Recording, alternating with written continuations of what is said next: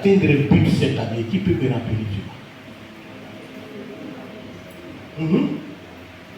Non, Vicky, tu as levé la tête. Mathilde plutôt, oui.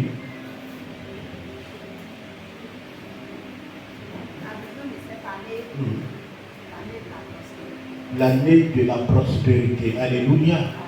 Est-ce qu'on peut acclamer le Seigneur?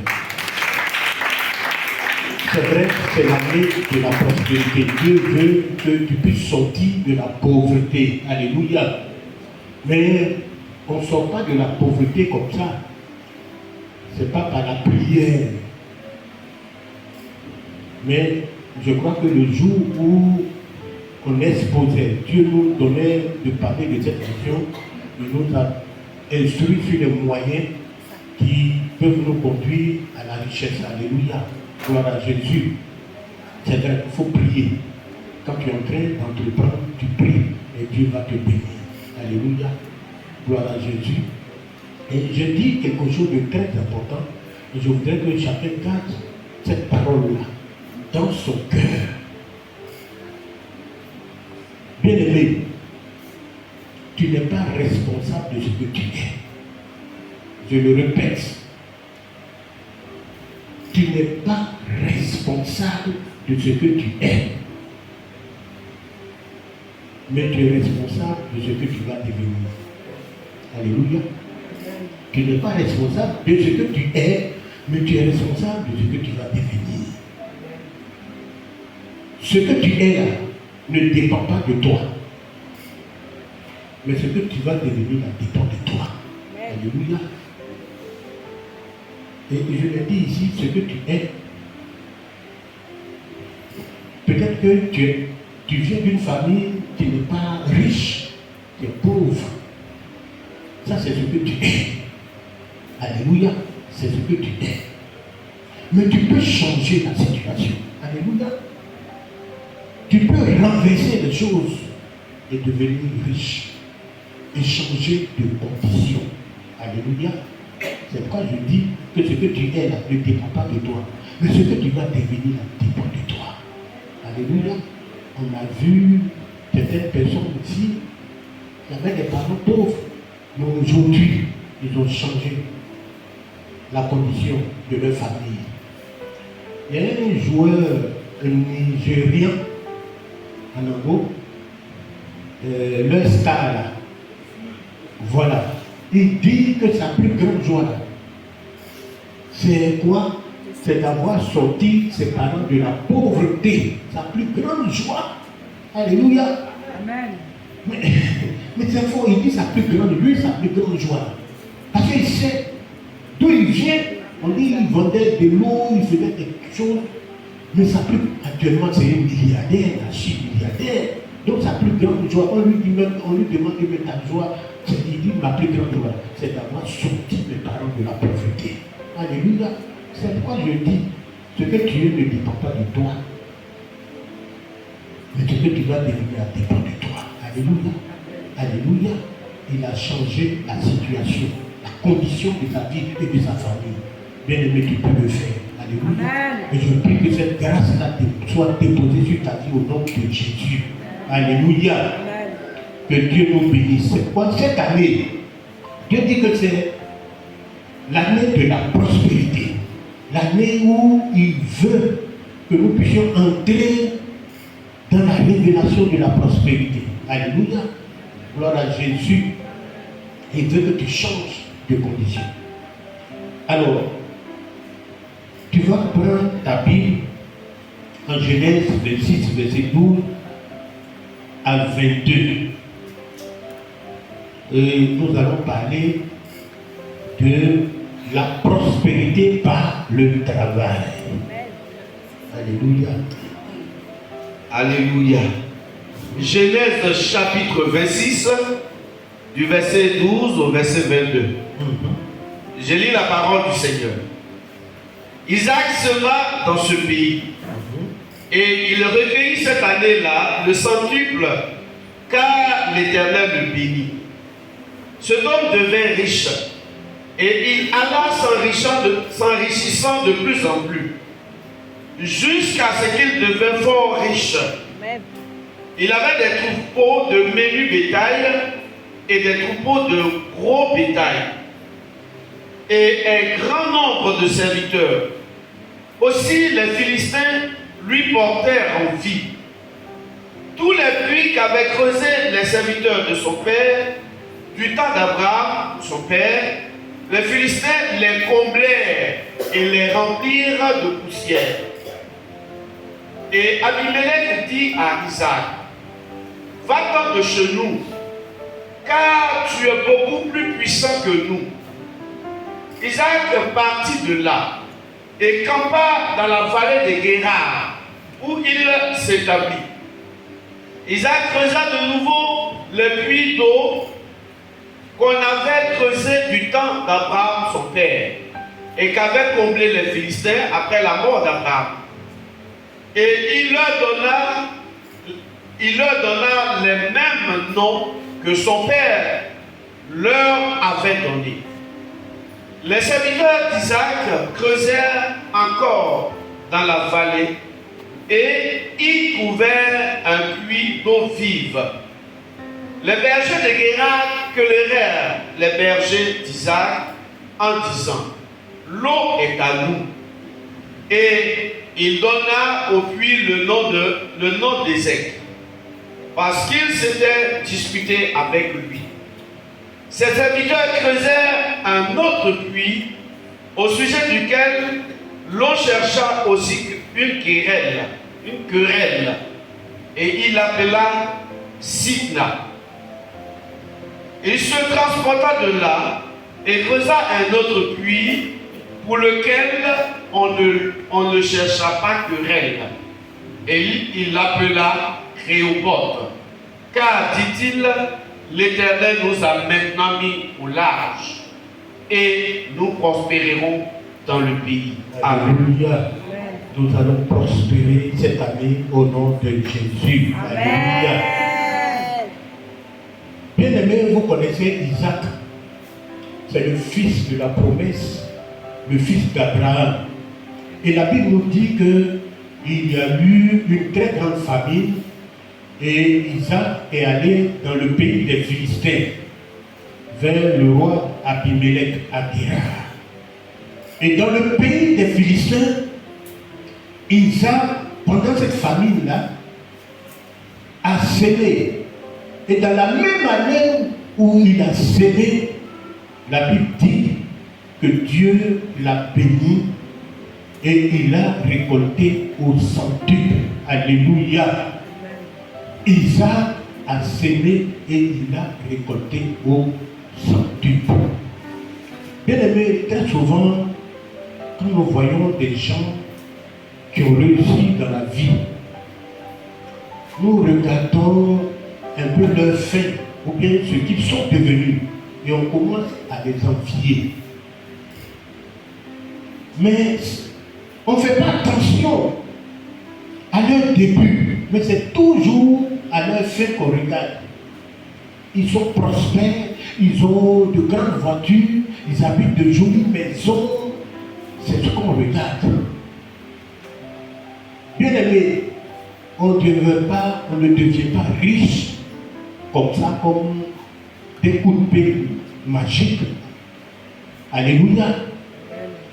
La Bible nous dit qu'en temps de famine, regardez les conditions même dans lesquelles Isaac a sémé. On dit qu'il y avait un temps de famine. Un temps de famine, c'est quoi? C'est-à-dire qu'on ne pouvait même pas manger. La situation était difficile, les situations étaient compliquées. Et c'est dans cette condition-là, de difficulté, où on ne trouvait pas à manger là. C'est dans cette condition-là que Isaac a sémé. Bien aimé, pour dire quoi? Pour dire que quand ça ne va pas dans ta vie, quand tu sais que tu as des difficultés pour, n'est-ce pas, joindre les deux bouts, tu n'arrives pas à pouvoir à tes propres besoins. La pas de travail, tu es au chômage, tu ne fais rien du tout.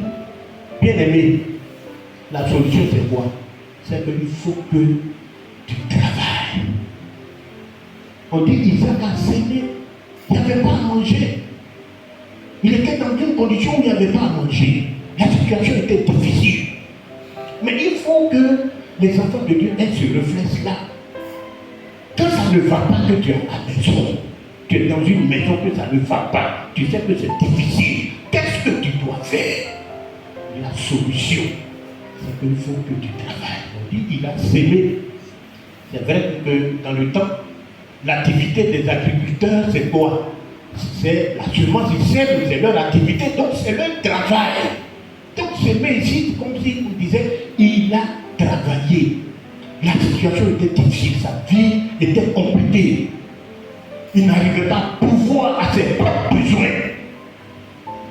Et la solution qu'il a trouvée, c'est qu'il faut qu'il travaille. Alléluia. Et la Bible dit qu'il a sémé, il a travaillé. Et quand il a travaillé, Dieu l'a béni au centuple. Alléluia. Je prie que cette année 2024, le Seigneur vous bénisse d'une bénédiction au centuple au nom de Jésus. Que vous ayez une récolte au centuple au nom de Jésus. Alléluia. Bien aimé, Isaac a sémé. Isaac a travaillé. Et Dieu l'a béni. Je voudrais dire à quelqu'un ce matin, c'est ce que tu sais que Dieu bénit. Alléluia. C'est ce que tu sais que Dieu bénit. C'est-à-dire c'est ton travail que Dieu bénit. Si tu ne travailles pas, tu n'auras pas la bénédiction. Si tu ne travailles pas, tu ne pourras pas sortir de la situation dans laquelle tu te trouves bien, les difficultés que tu traverses là, tu ne sortiras pas. Alléluia. C'est ce que tu sais que Dieu bénit. Vous savez, le problème avec beaucoup de personnes aujourd'hui, c'est qu'ils s'attendent à ce que Dieu bénisse ce qu'ils n'ont pas, afin qu'ils aient une récolte au centuple. Bon, ils passent, ils demandent au Seigneur, ils prient, ils continuent à demander au Seigneur de les bénir. Mais ils ne sèment rien pour que le Seigneur les bénisse. Ils ne sèment rien. Le Seigneur, lui, il attend à ce que tu sèmes pour qu'il te bénisse. Tu ne sèmes rien, mais tu veux qu'il te bénisse avec une récolte au centuple. Bien aimé, ça ne marche pas.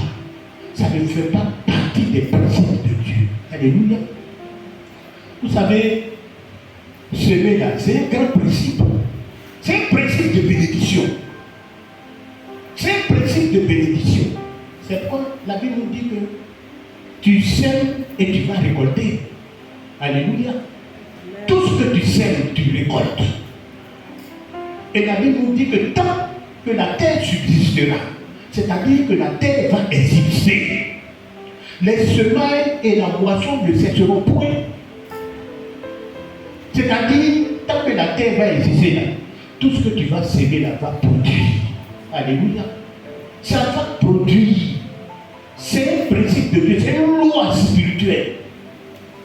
Alléluia. Gloire à Jésus. Alléluia. Bien aimé, il faut que tu sais. Il faut que tu travailles. Si tu veux que Dieu te bénisse, il faut que tu travailles.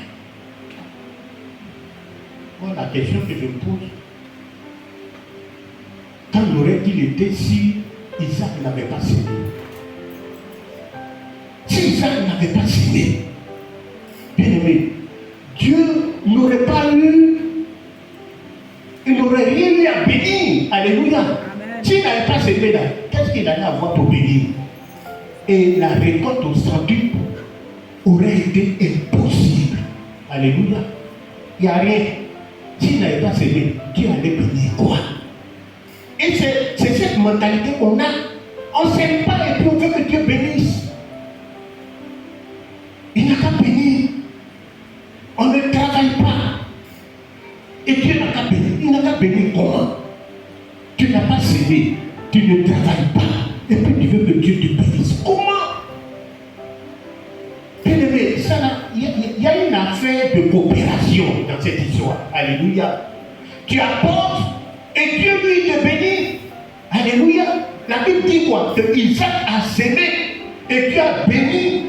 Ça veut dire quoi?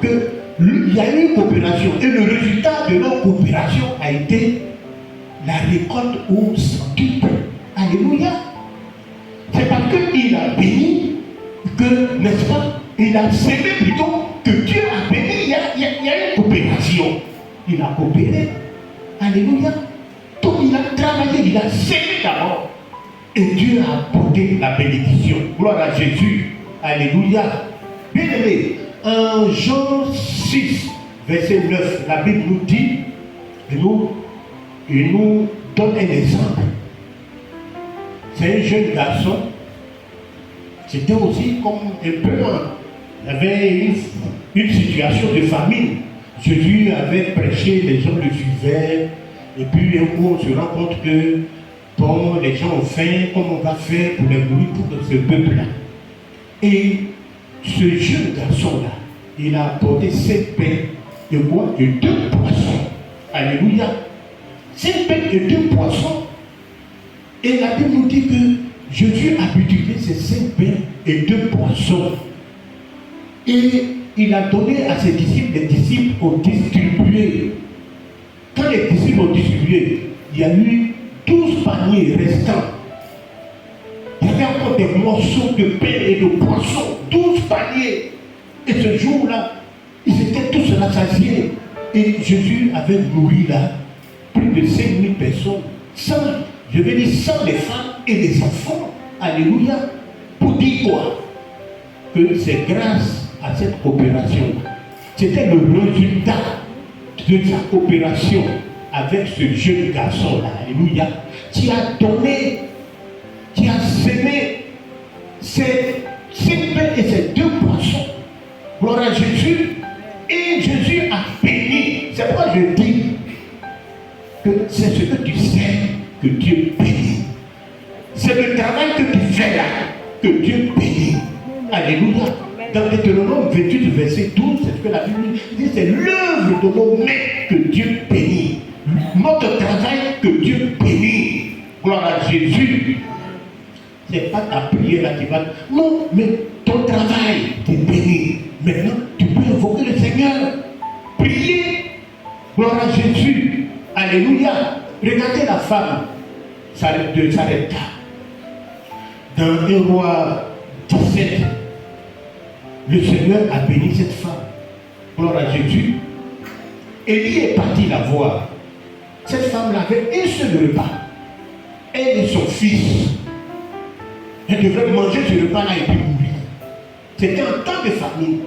Toujours un temps de difficulté. Je vous ai dit les conditions dans lesquelles on sème, dans lesquelles on travaille. Alléluia. Donc, elle a donné ce premier repas, elle a donné ce repas-là à Élie. Gloire à Jésus. Donc, c'était, j'avais dit, sa coopération avec l'Éternel.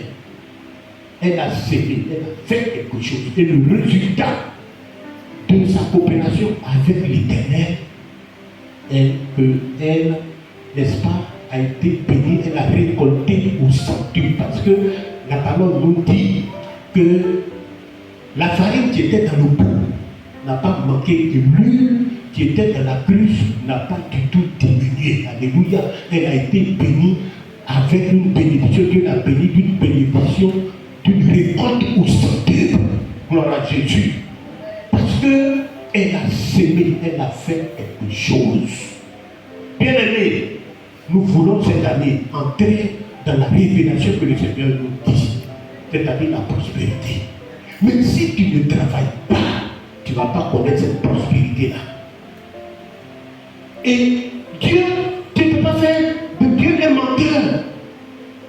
Si tu ne travailles pas, tu ne fais pas quelque chose.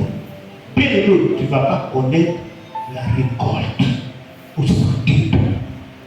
Tu ne vas pas connaître. Si tu restes sans rien faire, tu n'auras pas la récolte au centuple. Tu dois s'aimer. Il faut que tu travailles. La Bible nous dit que Isaac a sémé et Dieu l'a béni avec une bénédiction au centuple. Gloire à Jésus. Ce matin, je prie que ce soit ton partage au nom de Jésus. Alléluia. Gloire à Jésus.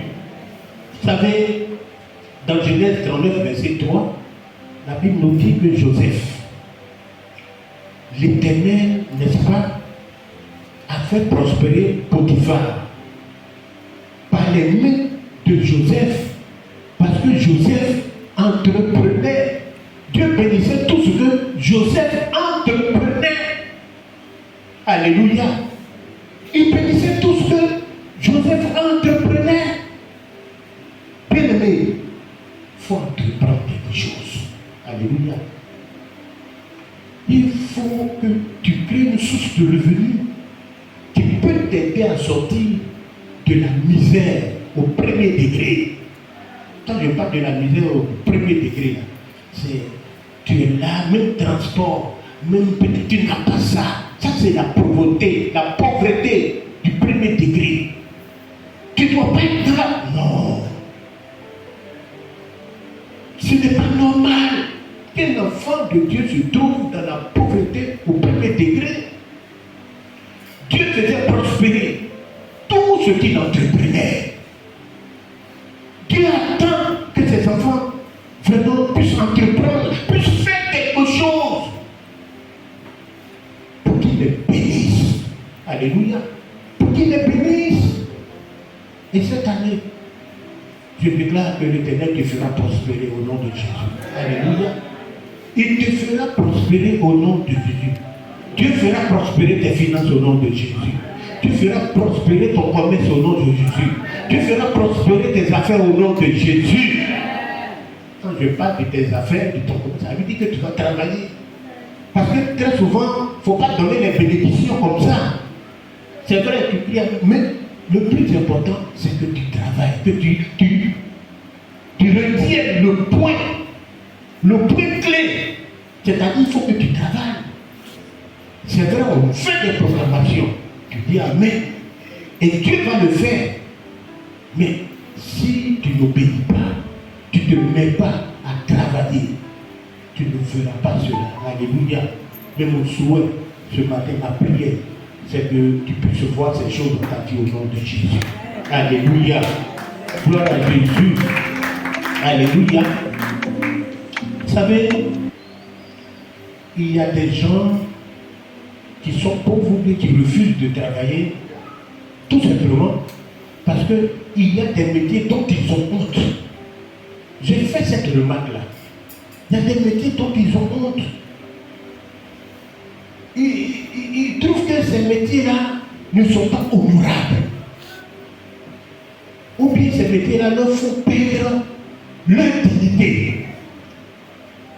Il y a des gens, c'est vrai aujourd'hui, ils ont de gros diplômes. Ils ont fait des études. Mais ils ne travaillent pas. Mais bon, ils ne travaillent pas. Ils sont là. La Bible nous dit quoi? Que tout travail produit l'abondance. Alléluia. Tout travail produit l'abondance. Ils ne travaillent pas. Pourquoi?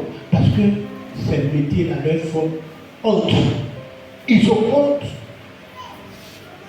Bien aimé, il y a des gens même qui considèrent que vider des poubelles, là, vider des poubelles, nettoyer les rues, vendre un produit de route, tout ça là, c'est réservé à des personnes inférieures. Ils pensent. Il y a des enfants de Dieu qui pensent. Réservé à des personnes inférieures. Ou bien à des personnes qui ont échoué. Et à cause de cette manière de penser là, ils ne font rien du tout. Ils refusent même de travailler. Et même quand ils essaient même de travailler, ils le font avec un sentiment de honte. Ils ne travaillent pas. À cause de quoi? Parce qu'ils ont des diplômes. Ou bien, bon, voilà, c'est de... Bon, peut-être que ça les diminue. Alléluia. Ça, c'est un manque d'humilité.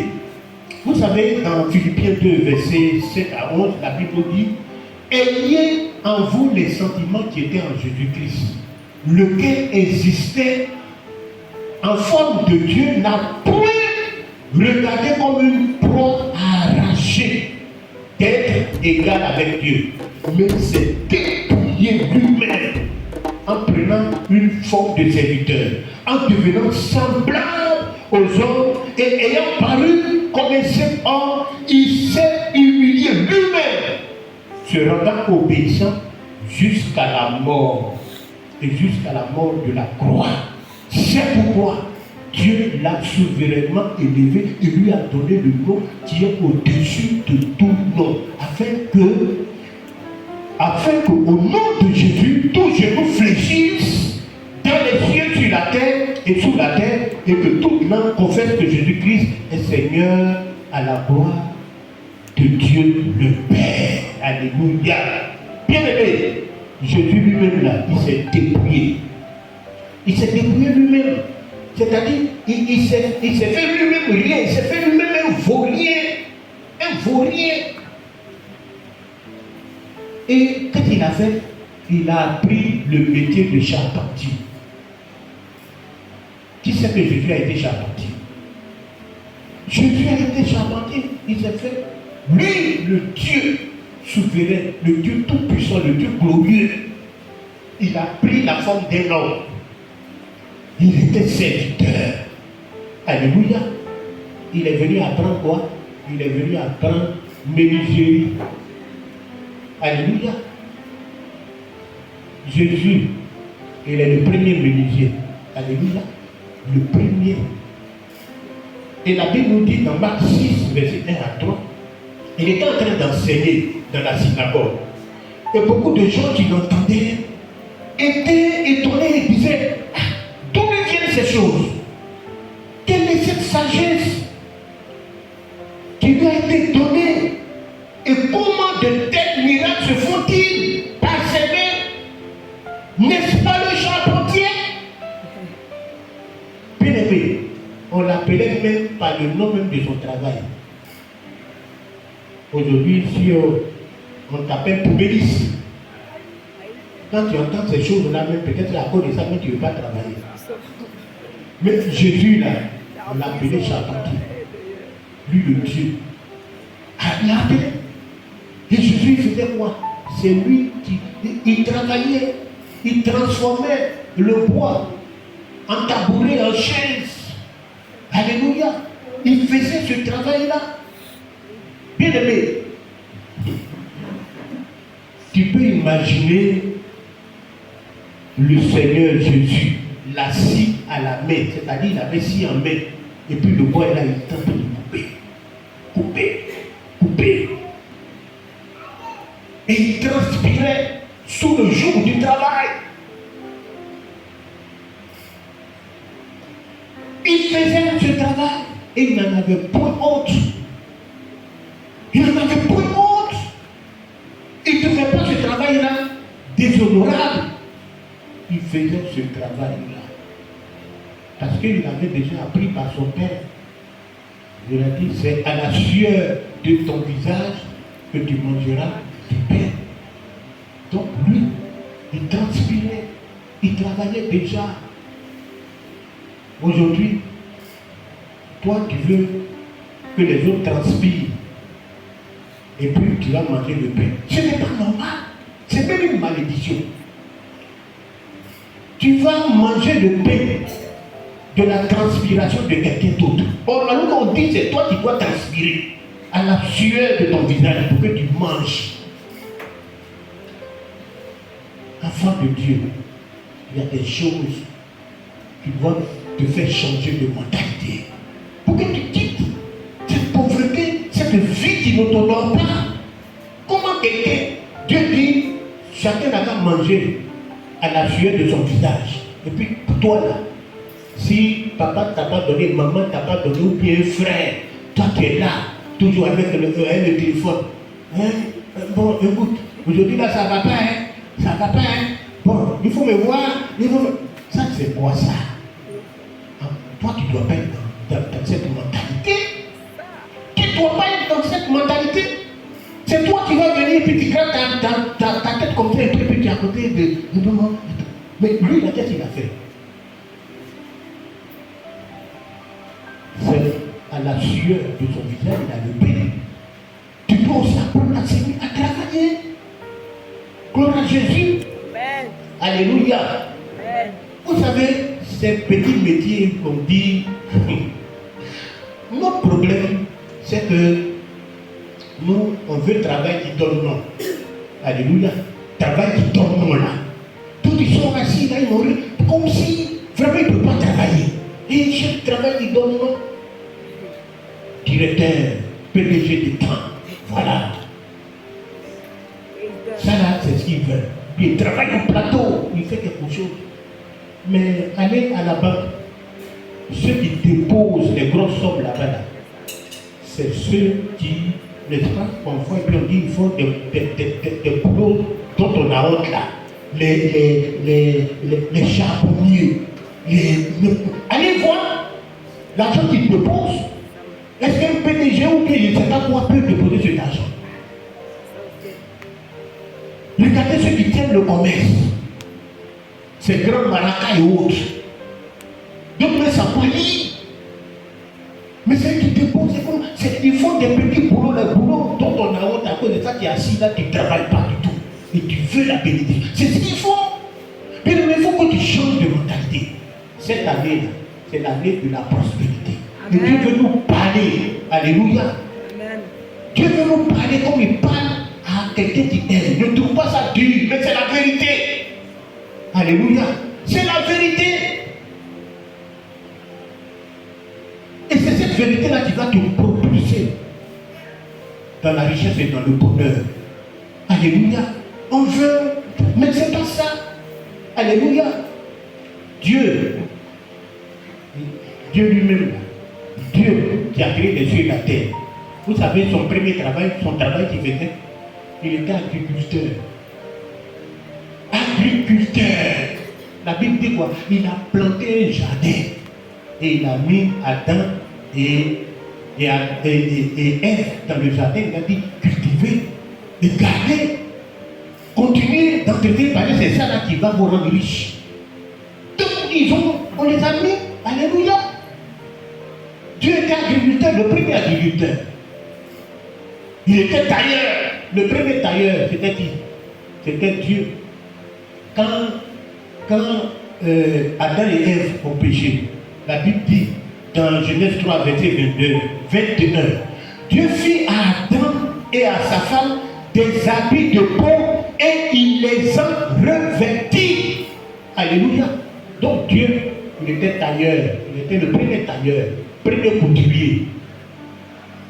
Vous savez, quand on était à l'école, il y a des moments où le maître nous appelait, et puis, à l'école comme ça, toi, Bonnie, si après les études, qu'est-ce que tu veux devenir? Un pilote. Ça clame, ouais. Et toi? Et ça, on appelle les autres là, un ami qui s'appelle Wabi. On dit, Wabi, et toi, tu veux devenir, qu'est-ce que tu veux devenir dans la vie? Wabi dit, il veut devenir tailleur. Et puis on a commencé à rire, se moquer de la classe. Oh, c'est tailleur. L'autre dit, mécanicien, on rit. Bien aimé, pour finir, dans la même ville là, Wabi, tous ceux qui étaient mécaniciens, presque tout ça là. Mais ils s'étaient installés, ils avaient l'argent, ils étaient chez eux. Nous, on était encore en train de faire études comme ça. Mais ils avaient l'argent, ils étaient en voiture, ils avaient tout. Ils avaient des enfants, ils étaient mariés, et tout ça. Et quelquefois, on était content même de les présenter comme notre ami. Parce qu'ils avaient réussi maintenant. Là. Ça, j'ai fait école avec lui. Vous voyez? Il dit, il va être tailleur. Et puis nous, on se moquait. Des métiers dont on a honte. La Bible dit, tout travail produit le bonheur. Amen. Enfants de Dieu, changeons de mentalité. Quittons cette vie de pauvreté avec cette mentalité. Le monde est là. Alléluia. Le champ de la richesse est grand. Il faut faire quelque chose, il faut travailler. Il ne faut pas être dans des difficultés financières. Et puis tu es là, tu attends que quelqu'un vienne te secourir. Pourquoi? La Bible dit qu'en temps de famille, Isaac a semé, il a travaillé. Et que quand il a travaillé, Dieu l'a béni avec une bénédiction, une récolte au centuple. Travaille et Dieu va te bénir avec une bénédiction au centuple. Alléluia. Il faut faire quelque chose. Ne reste pas là sans rien faire. Je vous ai dit, ici, là, c'est comme une formation vient. Ici, là, le pasteur n'a pas à vous donner l'argent.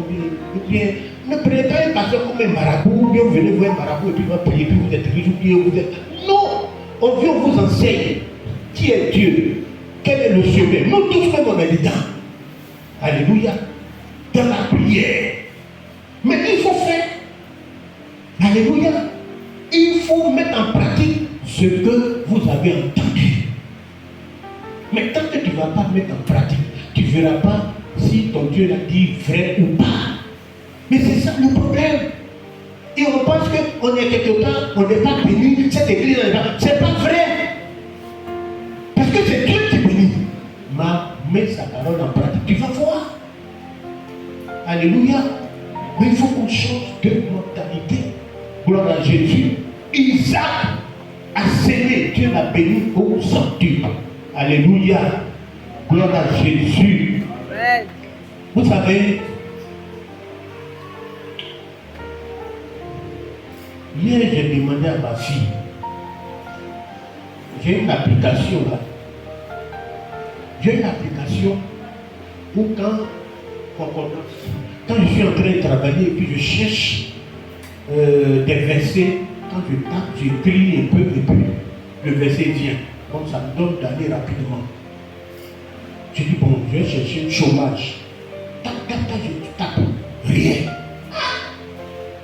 Il n'y a pas de chômage dans la Bible. J'ai 6, 0. Chômage, 0. Je prends un autre mot, prière. Paf! Plus de 150 ou bien 200. Je vois prière. Mais il y a quoi? Bien aimé. Je ne sais pas, peut-être quelqu'un n'a pas continué ça. Ça veut dire quoi? Le mot chômage là, ce n'est pas dans le langage de Dieu. Ce n'est pas dans le chômage. Amen. Donc pourquoi? Donc chômage, toi qui chômes. Mais tu ne peux pas avoir une bouche, des pieds, des mains, hein, et puis tu chômes.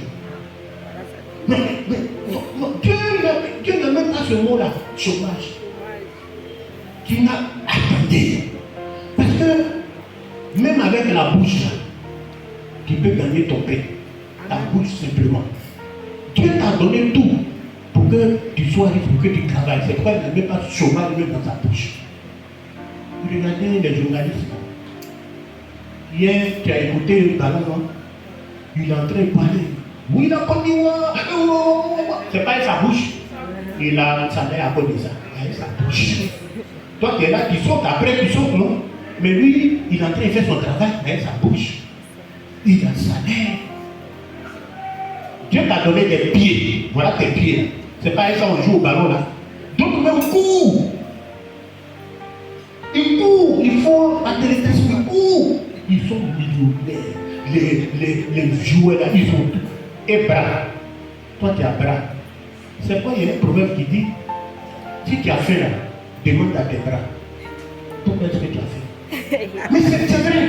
Si tu as fait, demande à tes bras. Il ne faut pas demander à quelqu'un l'argent de temps ou de tout. Mais demande à tes bras. Pourquoi tu as fait? Non, j'ai fait, j'ai rien à manger. Non! Il faut poser la question à tes bras. Parce que tes bras là, c'est fait pour travailler pour que tu manges. Toi, tu as bras. Mais comment tu peux avoir tout tes mains bouche et puis tu chères? C'est que quelque chose va pas chez toi. Tu ne peux pas avoir bouche, mais pied, et puis tu chômes. Tu dois pas chômer. Si tu as pied, tu as tout ça. Pourquoi tu chômes? Pourquoi tu chômes? Alléluia. Pourquoi tu chômes? Bien aimé, il faut qu'on change de mentalité. Alléluia. de mentalité. Dieu nous appelle à la richesse. Nous sommes ses enfants. Alléluia. Et je vous l'ai dit, quand vous lisez le texte, mais Isaac, Dieu a béni Isaac par le travail. Alléluia. Il a été prospère. La Bible dit qu'il a été riche, puissamment riche. Au point où même ceux qui étaient là, ont commencé à l'envier. Alléluia. Il l'enviait. On a commencé à l'envier. Gloire à Jésus. C'est là que Dieu veut nous conduire. C'est-à-dire, nous, sur cette terre, on est vit jusqu'à. Et puis, les hommes du monde, les gens du monde là, commencent à nous envier. C'est ce que Dieu a préparé pour toi. Il a préparé de grandes choses, des choses que nos yeux n'ont pas vues, ou n'ont pas entendues, afin que nous puissions les pratiquer. Alléluia. Gloire à Jésus pour que la gloire lui revienne. Isaac. Mais on dit qu'il avait un grand nombre de serviteurs, c'est-à-dire qu'il a créé un roi. Tellement il était riche. Il avait des serviteurs. Il a créé un roi. Parce qu'il a semé, il a travaillé et Dieu a béni son travail. Gloire à Jésus. Alléluia. Mais comme je l'ai dit tantôt, on ne devient pas riche sans persévérance, sans situation difficile. Parfois, on pense que ceux qui sont riches là, ils n'ont pas connu de difficultés, ils sont riches comme ça. La Bible nous dit qu'il a creusé les puits et ses ennemis sont venus, n'est-ce pas, remplir les puits avec la poussière et le sable. Et qu'est-ce qu'il a fait? Il a nommé ce puits-là. Il a appelé ce puits-là Ézène. Ézène veut dire quoi? Dispute. Bien aimé, la richesse là, tu vois, sur le chemin de la richesse, tu vas connaître des difficultés. Des gens vont te faire parade. Il a laissé, il allait creuser un nouveau puits. Là-bas encore, ils sont venus lui faire querelle. Alléluia, il a appelé ce puits-là Sidna. Ça veut dire opposition. Les gens vont s'opposer sur le chemin de la richesse, du travail. Alléluia, il y a des difficultés. Mais avec la persévérance, la Bible dit, le troisième puits, ils ne sont plus venus lui faire querelle. Alléluia, ils ne sont plus venus. Et il a appelé ce puits-là Rehoboth, qui veut dire quoi? Dieu m'a mis au large, Dieu m'a fait prospérer. Bien aimé, il y a des temps sur le chemin de la richesse, il y a des temps qui appellent des difficultés. Mais avec la persévérance, tu vas connaître la prospérité. Dieu va te faire prospérer. Alléluia. Nous sommes ses enfants. Il nous appelle à la richesse. Il nous appelle à la gloire. Bien aimé, quittons cette mentalité de pauvreté. Cette mentalité de mendicité. Il faut que nous puissions enlever ça de notre mentalité. Nous pouvons travailler, faire vraiment tout métier. Alléluia, comme il le dit lui-même, tout métier produit l'abondance. Bien aimé, il ne faut pas avoir honte. Si aujourd'hui tu as des diplômés qui ne font rien dans ta maison, il faut faire quelque chose. Si tu fais, Dieu va apporter la bénédiction. Il va te bénir. Il va te donner une récolte au centuple, comme il a béni Isaac. Alléluia. Ce matin, j'appelle la récolte abondante sur vos vies au nom de Jésus. J'appelle la richesse de Dieu sur vos vies. J'appelle la prospérité de Dieu sur vos vies. Et je prie que cette année 2024, Dieu vous fasse prospérer au nom de Jésus. Que Dieu fasse prospérer toutes vos entreprises dans le nom puissant de Jésus. Que de cette communauté, des hommes riches, des hommes puissamment riches se lèvent au nom de Jésus. Que Dieu, le Père de toute gloire, le Dieu de toute richesse, soit votre partage ce matin au nom de Jésus. Amen, amen et amen.